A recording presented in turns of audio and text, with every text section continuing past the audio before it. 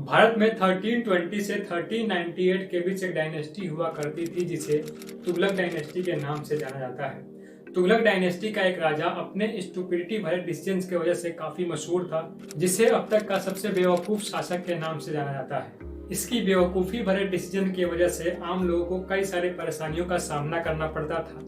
कई बार तो इसकी डिसीजंस की वजह से आम जनता की मृत्यु तक हो जाया करती थी, जिसे हम मोहम्मद बिन तुगलक के नाम से जानते हैं। मोहम्मद बिन तुगलक की सबसे बड़ी खासियत यह है कि वह अपने समय का सर्वाधिक शिक्षित शासक था, यानी कि उसके शासनकाल में पूरे भारत में उससे अधिक शिक्षित शासक कोई नहीं था। इसी के साथ रिलेट करके कांग्रेस के द्वारा आधुनिक भारत में भारतीय प्रधानमंत्री को तुगलक दरबार से तुलना किया जा रहा है।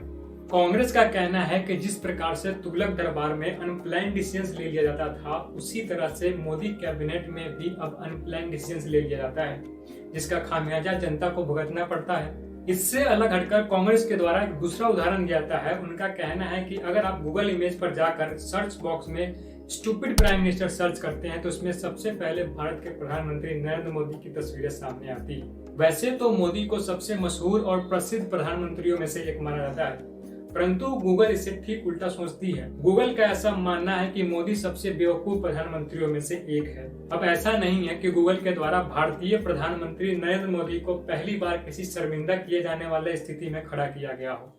इससे पहले भी भारतीय प्रधानमंत्री नरेंद्र मोदी को टॉप 10 क्रिमिनल्स की लिस्ट में शामिल किया जा चुका है, जिसे भारतीय गवर्नमेंट के द्वारा गूगल को चेतावनी देकर हटवाया गया था।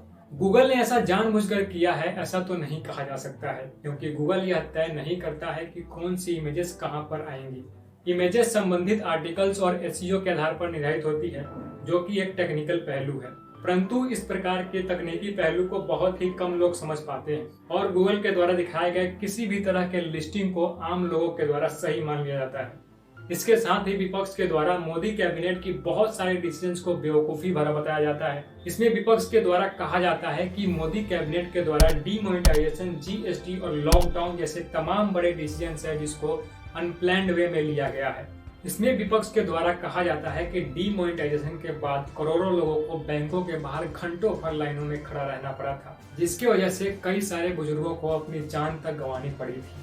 वहीं पैसे न होने की वजह से लाखों लोगों को बीमारियों में दवाइयां तक नहीं मिल पाती थी। विदेशों में रहने वाले लाखों भारतीयों को परेशानियों का सामना करना पड़ा था। जनता के द्वारा इतनी सारी परेशानियों का सामना करने के बावजूद भी डीमोनेटाइजेशन अपने लक्ष्य को पाने में असफल रहा था।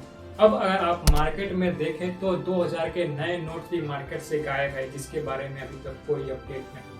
वहीं इससे अलग हटकर जीएसटी की बात करें तो जीएसटी को भारत में 1 जुलाई 2017 को इम्प्लीमेंट किया गया था। जीएसटी का मेन मोटो था वन नेशन वन टैक्स और वन मार्केट। अब जीडीपी पर जीएसटी का नकारात्मक प्रभाव रहा है ऐसा तो बिल्कुल नहीं कहा जा सकता है, क्योंकि गवर्नमेंट के द्वारा यही कहा जा रहा है कि जीएसटी के लागू होने के बाद टैक्स कलेक्शन में भारी बढ़ोतरी देखी गई है, परंतु वहीं जीएसटी के आने के बाद ही मुद्रास्फीति के दर में भी बहुत अधिक बढ़ोतरी देखी गई है, जिसकी वजह से आम लोगों को रोजमर्रा की चीजों को खरीदने के लिए वस्तुओं की कीमतों में बढ़ोतरी करके भुगतान करना पड़ रहा है। वहीं अगर आप पूरे भारत में थोक मुद्रास्फीति दर की बात करें तो पूरे भारत की थोक मुद्रास्फीति दर 2014-15 में 1.2% थी, जो कि अब बढ़कर 2021-22 में 5.6% तक पहुंच चुकी है।